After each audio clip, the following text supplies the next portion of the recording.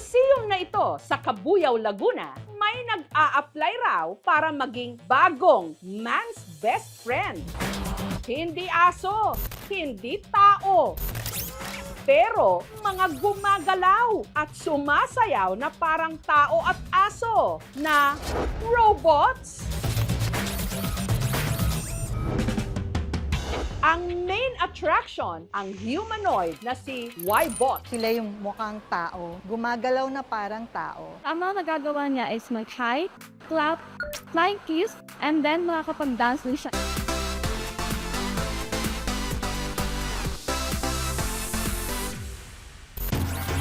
Marunong din daw siyang mag-kung fu.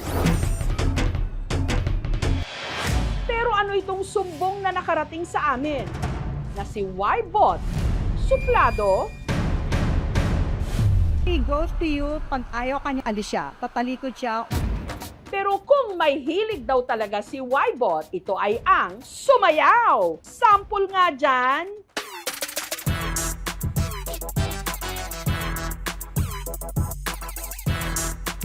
Angas na angas ako kasi nare-replicate nila yung galaw po ng mga tao. Magaling talaga yun eh.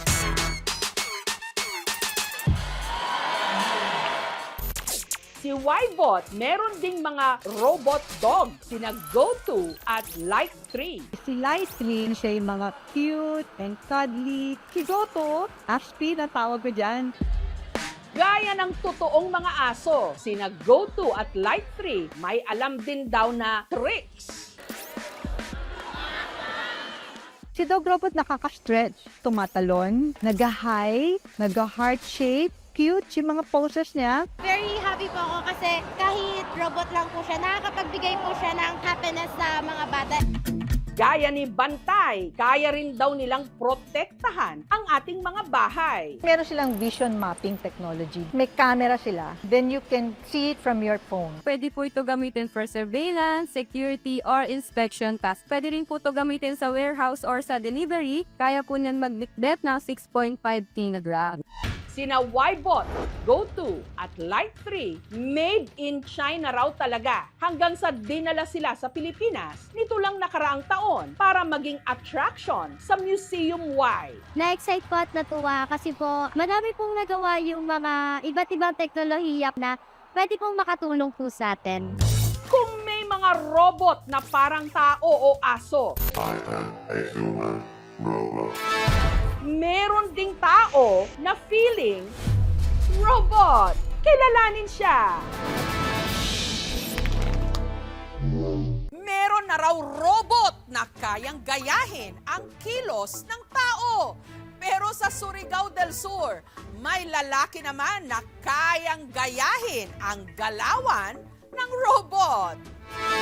Aakalain mong miyembro siya ng mga robot sa Transformers. I am a human robot. Nariyang inaangat at pinapagalaw niya ang kanyang shoulder blades o mga buto sa likod ng kanyang balikat na para bang may mga piyesa ito ng makina. Napapaikot rin niya ang kanyang leeg at na-expand ang kanyang rib cage o tadyang. Parang totoong robot. Wow, parang AI generated. Ang galing. Parang yung sa pelikula, Terminated. Taga rito siya sa Barobo, Surigao del Sur. Ang 26 anyos na si Mike na binansagan ngayong si Optimus by Yung balikat ko po gumagalaw. Yung ilong ko nababali. Tapos yung ribs ko at sa kamay kaya ko mabali. Bata pa lang daw si Mike, batak na siya sa pagbabanat ng buto. Mga 3 years old pa lang ako, wala na yung mama ko. Kailangan na magkayod ako kasi sino pang mag-alaga ng mama ko. Kaya bumatak yung katawan ko dahil kasi nga pobre tayo. Kahit mabigat, buhatin na lang natin kasi tira na yun eh. Hanggang sa nadiskubre na lang daw niya na hindi lang pagbubuhat ang kaya niyang gawin. Nababali-bali at nagagalaw-galaw rin pala niya ang kanyang mga buto-buto. Nung namalayan ko po itong buto ko na gumagalaw, 8 years old po, ang una kong napagalaw ay kaliwa kong braso. Tapos nagpractice na din ako sa kabilang braso ko din. At dahil hindi naman daw siya nasasaktan, binanat na rin ni Mike ang iba pang bahagi ng kanyang katawan.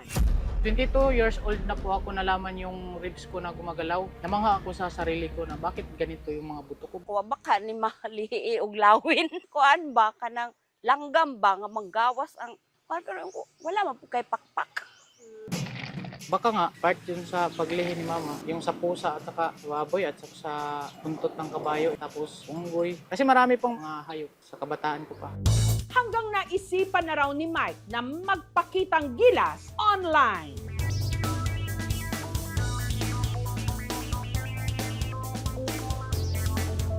Na-amaze po kami kasi po wala pong nakakagawa ng ganung bagay po. Namamangha po ako kasi iba yung ginagalaw niya, parang robot. Kahit tila bihasa na si Mike sa pagbali-bali ng kanyang buto, hindi raw nawawala ang agam-agam sa kanyang dibdib na baka may problema pala ang kanyang katawan. Hindi pa po ako na ospital. Kung sakaling mabigyan ako ng opportunity na malaman ko yung anong kondisyon sa katawan ko. Kaya dinala siya ng aming team sa isang orthopedic surgeon. Yung right side mo na kamay, pwede mo bang subukan iangat? Tapos ilagay mo sa likod ng ulo mo, yung kamay mo. Tapos yung siko mo, i-flex mo na ganito. Hindi sumasakit yung likod mo at saka yung dito mo. Hindi po, sir. Si Mike, posible raw merong EDS o Ehlers-Danlos Syndrome, rare na kondisyon na nakakaapekto sa connective tissue ng katawan. So ito ay isang genetic disorder. Nung pinanganak siya, meron na to sa genes niya itong sakit na to. Ang mga may EDS, maliban sa sobrang flexible ang katawan, madali rin daw ma-sprain, ma-dislocate o sumakit ang joints o kasukasuan, malalambot at madali rin daw magkapasa ang kanilang mga balat at ang kanilang mga sugat, mabagal gumaling. Bihira lang tong sakit na to. Itong kondisyon na to, mga 1 in 100,000. Wala pang lunas sa EDS ngayon. Gayunman, maaari raw itong madaan sa therapy. Pwede itong mag-cause ng early death nila kung nagkakaroon silang internal bleeding. Yung iba din, maninipis din yung covering ng mga internal organs, kagaya ng tiyan, yung intestines nila, yung puso. Pwede din doon mag-cause ng spontaneous rupture or napupunit bigla yung tiyan nila kahit walang aksidente na nangyayari. Pero yung sa'yo, Mike, is mild lang na sakit kasi normal lang yung skin at saka hindi ka mabilis nasusugatan at saka mabilis lang gumagaling yung mga sugat mo. Paalala ko lang sa mga viewers ni Mike, huwag gayahin yung ginagawa ni Mike kasi pwede kasi yun mag-cause ng early na mga problem or arthritis sa shoulder. Bigay ito sa Panginoon, ma'am. Gumagalaw yung mga buto ko, pero hindi masakit. Hindi lahat ng kahawig ng robot, makina. Minsan tao rin na may pusong humihigit sa bakal. I am a human robot.